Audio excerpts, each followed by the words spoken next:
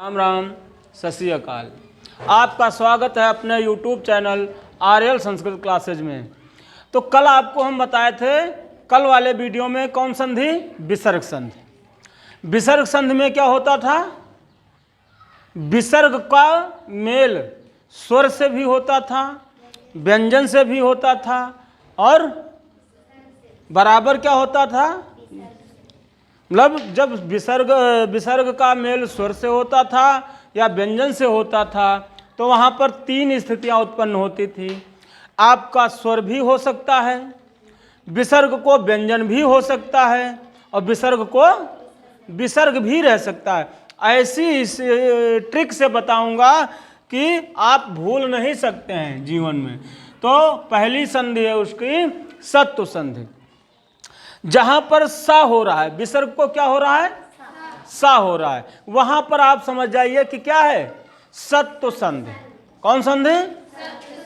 अगर विसर्ग को रा हो रहा है तो ऋतु संधि, विसर्ग को उ हो रहा है तो उत्तु संधि, है ना।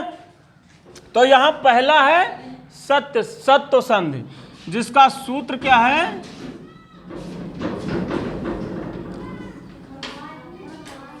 विसर्ज नीयस्य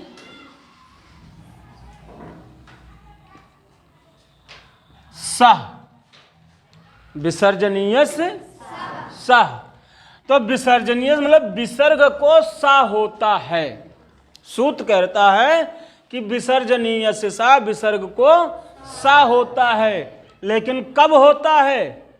जब विसर्ग के बाद, यही वाला तो विसर्ग है, विसर्ग जानते हैं सब लोग, यही तो विसर्ग है। और इस विसर्ग के बाद क्या आता है? जब खर प्रत्याहार आता है, और खर प्रत्याहार बहुत बार बता चुके हैं। खर प्रत्याहार में कौन कौन से अक्षर आते हैं?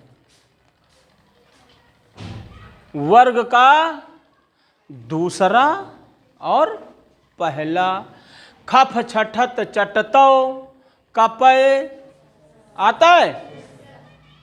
तो वर्ग का दूसरा और पहला अक्षर, तो यहां आएगा खा, फा, छा, ठा, था, चा, टा, ता, का, पा, सा, सा। इतने अक्षर आते हैं। इतने अक्षर आते हैं किसमें? खर में। तो अगर इस विसर्ग के बाद ये आ रहा है क्या? खर प्रत्याहार का कोई भी वर्ड आ रहा है तो विसर्ग को क्या हो जाएगा? विसर्ग को सा हो जाएगा।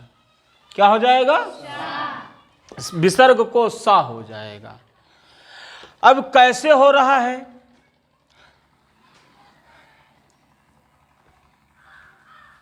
रामः प्लस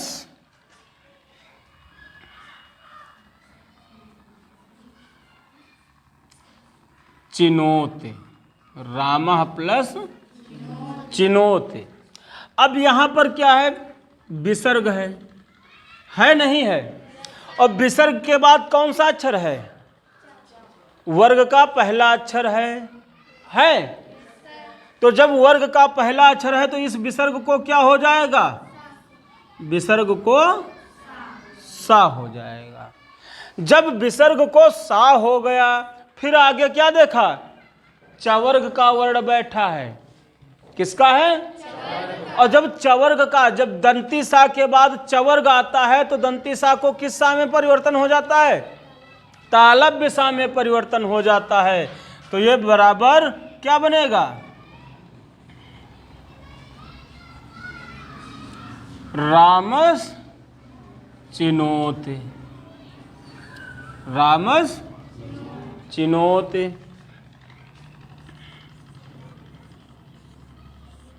हरि प्लस सेते।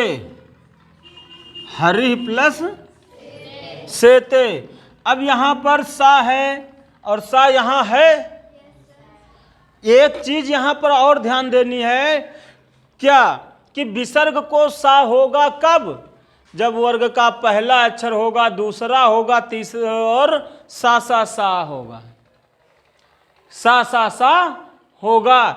लेकिन या इसके पहले जब हम जो संधियां पढ़ चुके हैं, अब उन संधियों में हमने देखा था कि सा के बाद अगर चवर्ग का वर्ड आता है, सा के बाद, दंती सा के बाद अगर तालव्य सा या चवर्ग का वर्ड आता है तो इस दंती सा को तालव्य सा में परिवर्तन हो जाता है। तो यहां पर देखा कि सा के बाद क्या था? चवर्ग का वर्ड था, तो इसको तालव्य सा में परिवर्तन हो गया। यहां पर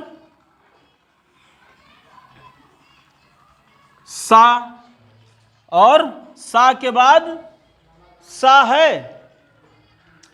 है ना, तो इस सा को क्या हो जाएगा? हरे से ते परिवर्तन हो गया।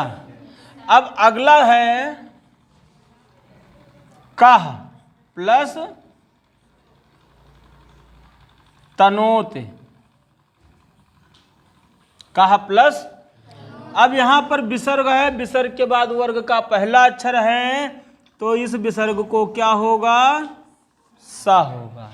लेकिन आगे कोई नियम नहीं लग रहा है, ता है तो इस सा को यही सा रहेगा, मतलब एक कस तनोत हो जाएगा, कस तनोत। अब इसका नियम क्या होगा? इसका नियम नीचे लिख दे रहे हैं, है ना।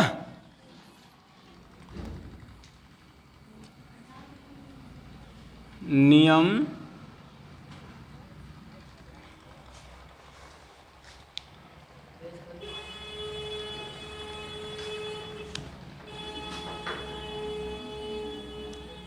जब विसर्ग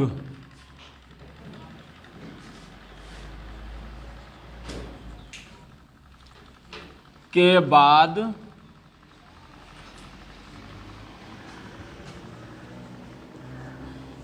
खर वर्ड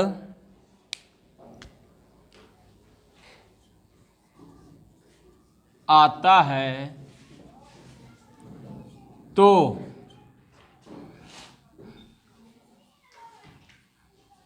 विसर्ग को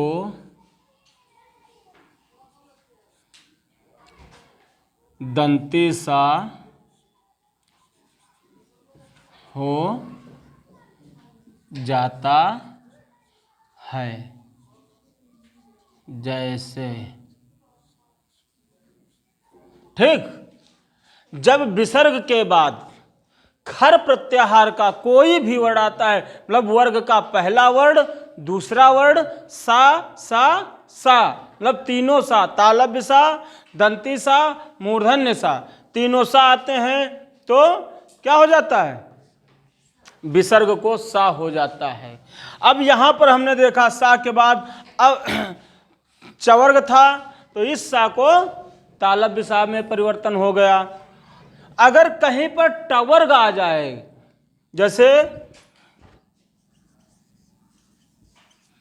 धनु प्लस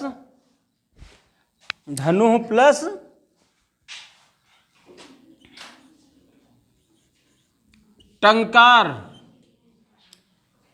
अब यहां पर वर्ग का पहला वर्ण है, तो इस विसर्ग को सा हो जाएगा। ये बात तो जानते हो कि वर्ग का पहला अक्षर आ रहा तो विसर्ग को सा होगा।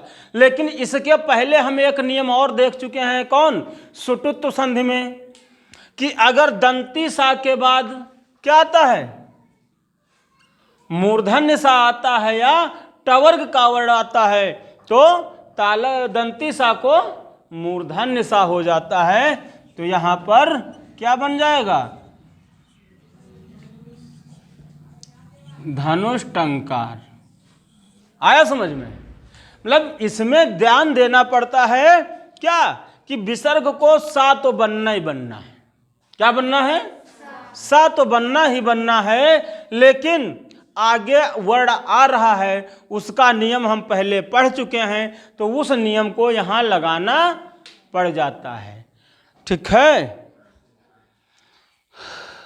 वीडियो पसंद आए लाइक कीजिए, शेयर कीजिए तथा चैनल को सब्सक्राइब कीजिए, कमेंट कीजिए।